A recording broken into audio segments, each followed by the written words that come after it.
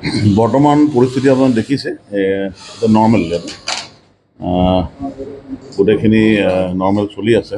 আমাৰ যিখিনি ফ'ৰ্চ আহিছে ফ'ৰ্চখিনি আমাৰ জেগাই জেগাই আমি নিয়োগ কৰিছোঁ আৰু তেওঁলোকে নিজৰ দায়িত্ব পালন কৰি আছে। ৰাইজৰ সহযোগ পাই আছোঁ।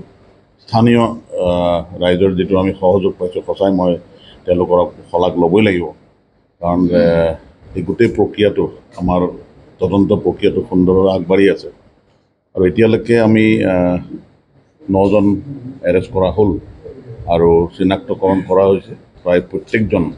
মই আগতেও কৈছোঁ যে যিখিনি প্ৰকৃত জুবিনৰ অনুৰাগী তেওঁলোকৰ কোনো ইয়াতে চিন্তা কৰিবলগীয়া একো নাই, কিন্তু জুবিনৰ অনুৰাগী বুলি সুযোগ লৈ যিখিনি দুষ্ট চক্ৰই অপকৰ্ম কৰিলে চিনাক্ত কৰা হ'ল। এজন এজনকৈ আমি চিনাক্ত কৰিছোঁ আৰু অতি শীঘ্ৰে তেওঁলোক জেইল হাজতলৈ প্ৰেৰণ কৰা হ'ব। আৰু বহুতে পলাই আছে গম পাইছোঁ, পলাই থাকক, পলাই কিমান দিন থাকিব, কিন্তু আমি সদায় এই বিষয়টো আমি গুৰুত্ব সহকাৰে ল'ম। আৰক্ষীৰ বাহন সাংবাদিকৰ বাহন জ্বলোৱা যি হিংসাত্মক কাৰ্য সংঘটিত কৰিছিল সেই কালপ্ৰিতসকলক কিবা চিনাক্ত কৰিছে নেকি, ধৰিছে নেকি? মই অলৰেডি ক'লোঁ ন, এজন এজনকৈ চিনাক্ত কৰা হৈছে। মই আগৰ পৰাই কৈ আছোঁ যে এই তদন্ত আমি বহুত গুৰুত্ব সহকাৰে লৈছোঁ আৰু দিনে ৰাতি আমাৰ তদন্ত চলি আছে। আমাৰ এটা টীম বনাই দিছোঁ, তেওঁলোকে এভিডেঞ্চ কালেক্ট কৰি আছে, আপোনালোকে আমাক সহযোগ কৰি আছে, স্থানীয় ৰাইজে আমাক সহযোগ কৰি আছে। স্থানীয় ৰাইজে এইখিনিলৈকে সহযোগ কৰিছে যে আমাৰ যিখিনি ডিউটিত মানুহ আছে তেওঁলোকক খোৱালৈকে তেওঁ চিন্তা কৰিছে আৰু যিটো মৰম আৰু আদৰ আমি পাইছোঁ সঁচাই বৰ আৱেগিক হৈ গৈছোঁ এইখিনি দেখি।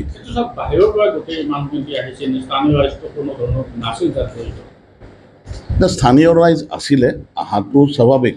জুবিনৰ মই কৈছোঁ যে জুবিনৰ অনুৰাগী হিচাপে যিখিনি আহিছিলে অহাটো স্বাভাৱিক, কাৰণ কোনোবা আহিব বা নাহিব সেইটো বাধা দিয়া ইমান সম্ভৱ নহয়। গতিকে যিহেতু এটা আৱেগ জড়িত হৈ আছে, গতিকে মানুহক আমি বাধা দিয়া নাছিলোঁ। তেওঁলোক আহিছিলে হয়তো, কিন্তু আহি পেলাই যিখিনি অপকৰ্ম কৰিলে তেওঁলোকে আমাৰ এতিয়া আমি দৃষ্টিত ৰাখিছোঁ। বহুত কেছৰ, পুৰণা কেছৰ আসামী, চুৰি কেছৰ আসামী, গৰু চুৰি কেছৰ আসামী, মটৰচাইকেল বাইক লিফটিং কেছত জড়িত সেনেকুৱা মানুহ বেছিখিনি আমি নজৰত পাইছোঁ। আৰু মই যিটো কৈছোঁ যে এটা পক্ষ আছিল যিটো ঘটনাটো প্লেনিং নেকি ছাৰ? যিটো হিংসাত্মক কাৰ্য, প্ৰতিবাদটো বেলেগ আৰু হিংসাত্মক কাৰ্যটো বেলেগ।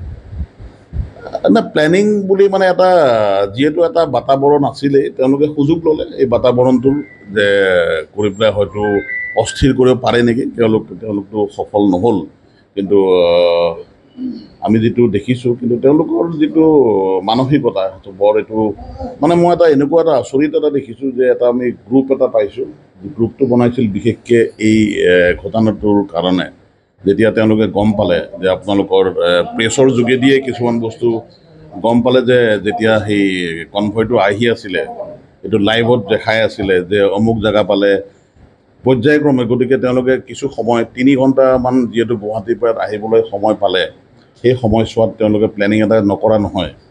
এনেকুৱা পাইছোঁ যে বেংগলোৰৰ পৰা বাটলুগুটি মাৰ বুলি কোৱা এটা মই নম্বৰ পাইছোঁ, যিটো নম্বৰ গ্ৰুপত আছিলে, গ্ৰুপৰ এডমিন হিচাপে আছিলে।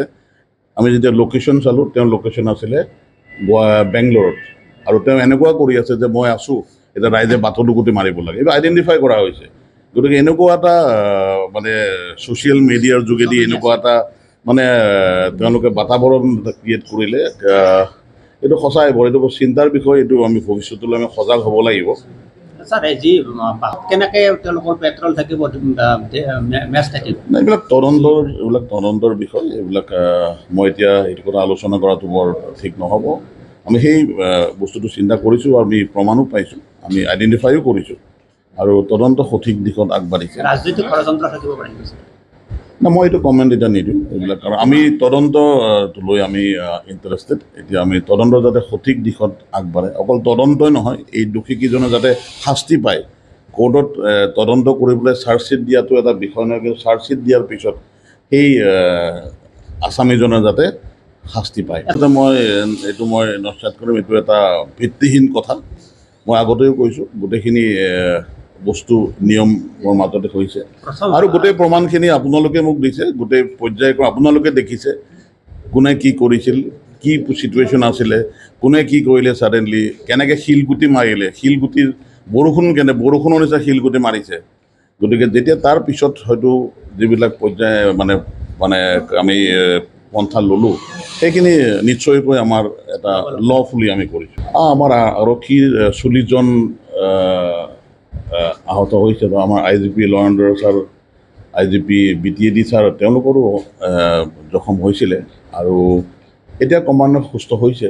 কিন্তু যিখিনি মেজৰ হৈছিলে, মোৰ বৰমা থানাৰ OCৰ তেওঁ প্ৰায় 5টামান চিলাই পৰিছে।